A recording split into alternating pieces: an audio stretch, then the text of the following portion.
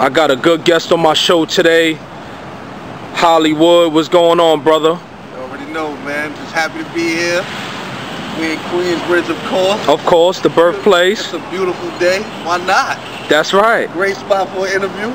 Project Ventures, the new project. You don't remember these? These was new. Yeah. When we came up, it was bricks, splinters in the butt cheeks, and we had the red gates, and we was sweating, throwing the ball around, and yeah. I go back with this man about 20 joints. We've been 5 years old, 6 years old. We've been. That's right, man. That's right. Queensbridge alumni, man. No doubt, no doubt, man. Here, man, doing this interview. So what's good? Man, I know you've been. Since I've known you, you've been very generous over the years, especially with my music career and other artists coming out of QB, helping the movement. And I don't know if people give you enough acknowledgement, but from me to you, I thank you, bro, because you've been very instrumental in the QB movement of the new generation, trying to push artists, help artists in any way possible, and I appreciate you, bro. Yeah, and I got to piggyback over that because yes, honestly, sir. Especially coming from you, because you was doing it before I was doing it.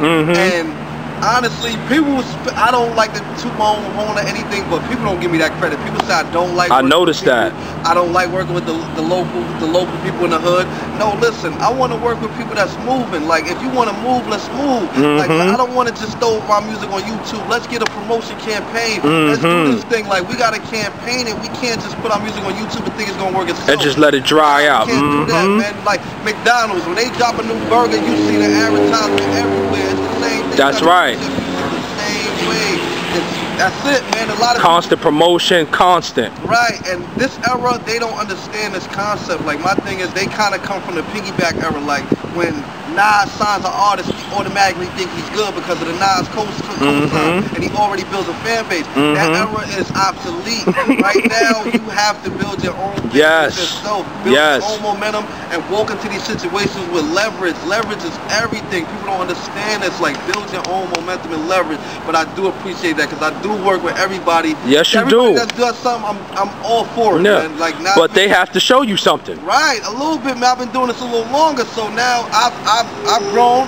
I want to deal with people. It's hard for me to deal with you in your embryo status right now. You got to be a little bit more mature and growing. And growing. I can be like, yo, you know what? Growing. All right, let me put my hand on this project and go. Because when I come, I'm going to help you promote it. I'm going to not only do the track, I'm going to help you market and promote it. And I'm going to put my own money up. Because if I believe in a record, I got to do what I got to do to push the record. And that's so when official. I come, I put my hand on it, it's going to be going, it's going down. It's going down. Yeah, man. It's going down. So they have to reflect that hard work for you to jump in. Right, man. I agree. Yeah, man. I agree. Because your work defines you. Absolutely. Right, exactly. And any business is the same way, man. Nobody's going to really deal with you unless you got your own momentum. That's right. I look at it from a business perspective. If you're not doing nothing with your own, when I add mine, you're not going to add. I mean, I'm adding more to the project than you. Nah, you got to meet me 100% with your 100%, and I add my 100%, we get 200%.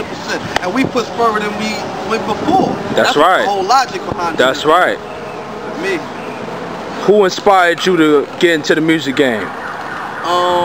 Yo, I got to say, originally I have to say it was probably Diddy and the Hitman. I'm going to say Diddy and the Hitman, because around that era, around that time, they was just flooding the radio with the singles, then even the street singles. Like, it was just they really, when I seen them work, I was just like, I was amazed by that.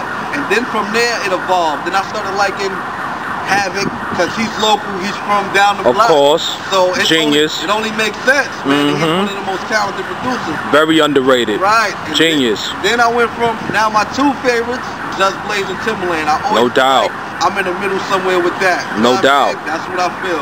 That's my biggest influences, I can say right there. The Hitman, Just Blaze, and Timberland. I remember I used to be in the studio with you and you used to always tell me, I'm not with no sampling.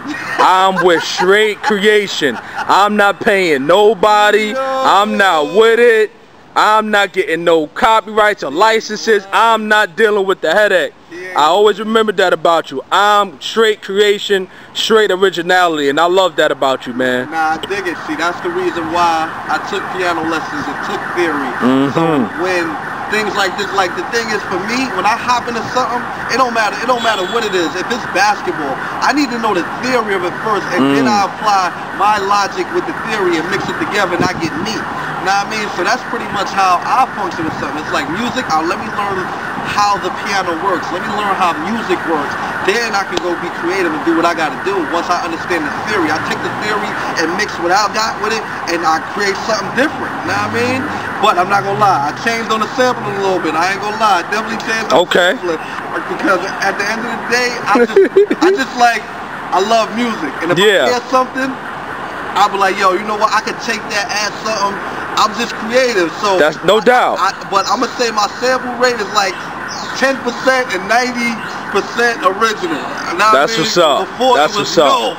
That's what's up. I remember it was nothing under construction. Ain't nothing coming through there. Straight creating, like out the gate. The MPC is not for sampling. That's what I used to be on it with. But you know, I evolved and I said, you know what?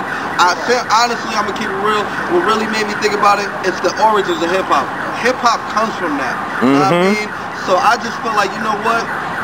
I gotta go back to the roots with it. Why not? I have a little bit of sampling in it, and I take it from there, but add my own flavor to it. Gotta have your signature on it. Exactly. That's the thing that people don't understand. Because I know when I hear a hood beat, I know it's a hood beat. There we go. It's signature. Yeah. Absolutely. Yeah, exactly, man. But to get to that point, you gotta work, because when you first start, you usually mimic what you like. And as you grow and evolve, and that's okay. Right, that's okay, because it's studying. That's right. Exactly. You studying and you sound like what you like, but as you grow and evolve, you grow into your own, and that's how you know you're progressing, when you start growing into your own thing. You know what I mean? Even that's a problem I have now these days, because now I have a sound and people be like, I don't know how to approach this track, because it's not automatically put into this lane, like okay, this is a trap joint, this is a that. My joint is like a hybrid. You don't, sometimes you may not know exactly how to approach it. How to approach it. Really creative person. Creative person. And like Will Smith said, when you in tune with your craft, you communicate the things and it communicates back to you. That's right. So, because when I was an artist, the music, the beat's supposed to speak to you. Right. Not you speak to the beat. Right. You know, and then it'll let you know what it wants on it. You know what I mean? It's like a story. Like y'all have that personal conversation with each other. But you know what I mean? But the ill thing is, you know, the more you do it, the antennas go up higher. It does. So now you start attracting, you start looking at things from a different perspective. So you start taking things that other people don't take. That's right. Reaching. Now, I mean, when you reach it with your creativity, it'll evolve into something that you'll never even picture. That's right. You know what I mean? Who's some of your favorite new artists, up and coming artists now? Favorite up and coming artists. Let me think about that, man. Some of my favorite up. It's not a lot, huh? Nah, I ain't gonna lie. The thing about it is, I enjoy the new artists. It just, I feel like it's not really, it's talent out there. It's a lot of talent out there. It's a lot. I think it's amazing talent. But the two problems I have with this, I'm gonna go back to that question, is radio and record label. They're looking for the easy check. Finding the microwave shit. And what the problem is, the good music was on the radio before, and now it's not. It's not. The microwave stuff is on there, so that's why you can't. Welcome to Hollyhood Productions.